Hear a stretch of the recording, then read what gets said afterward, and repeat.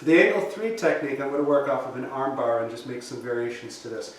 The knife is starting against my body, so the person's holding the knife this way. Now I don't want to move the knife this way.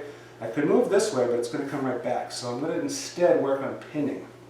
And what that means is I'm going to hold the knife against my body. That seems crazy to do, but if I was really tight from here, she can't shift much side to side anyway.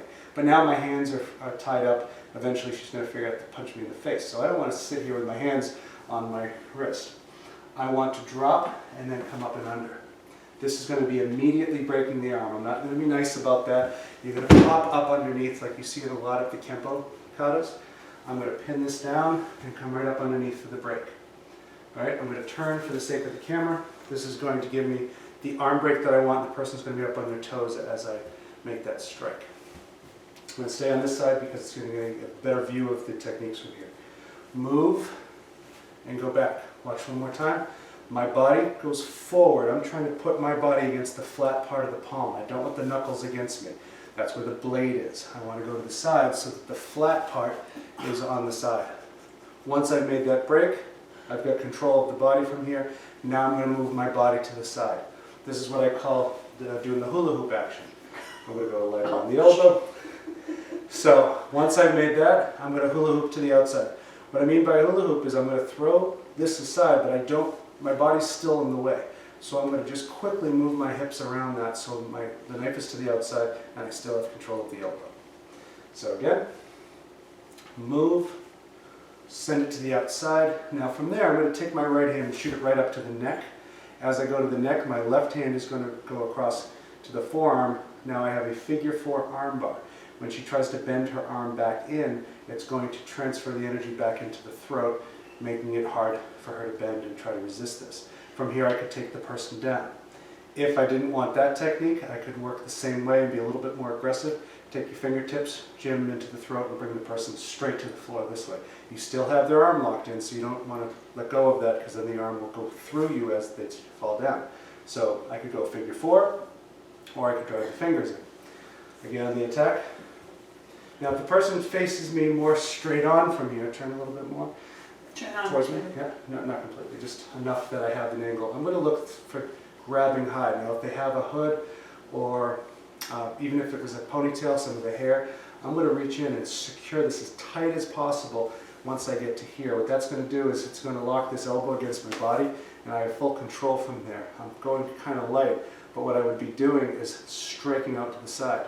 If you've seen the move out of Shihan 3, when you make this strike, that's kind of what I'm going to do. You could also think of it as the extension of Shihan 2 opening move. So move up, take the elbow, hula hoop to the outside, slide up for the... Now notice I don't have the ability to grab. The collar's too far away.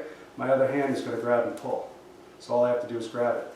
Even if it were the hair, I'd grab the hair and pull it around and get control from that. And that's going to stay keeping pressure on the elbow the whole time. Same one, number 3, but I'm going to go to the outside. So this one has a bunch, so does one. Some of them are a little more simple. I'm going to block, make my strike from here, and now I'm going to make the hula hoop to the other side. I want to get to the outside from here. So instead of moving to the inside with my hips, I'm going to send my hips back, send the knife to the outside. Now the knife is facing down. This is where it's really important that you have a strong grip with your fingers. I'm going to throttle back on this to keep the wrist out of the way. Then I'm going to come up and break the arm from here. If the arm straightens out, I pop up and do the cipher break that we're familiar with. If the arm is bent, I'm going to take the hand that's here, I'm going to draw it back and then twist and get the Shihan from the outside. So it's that shoulder lock position, but I'm on the outside when I do it. From here, I have the break, move to here, I drop back and saw forward to get the break. There's the break. All right. Now it's a little bit more fancy, and I think this is helpful just for getting an understanding of how your body can work around with the elbow. I don't think this is a very realistic technique, but it can be used in parts.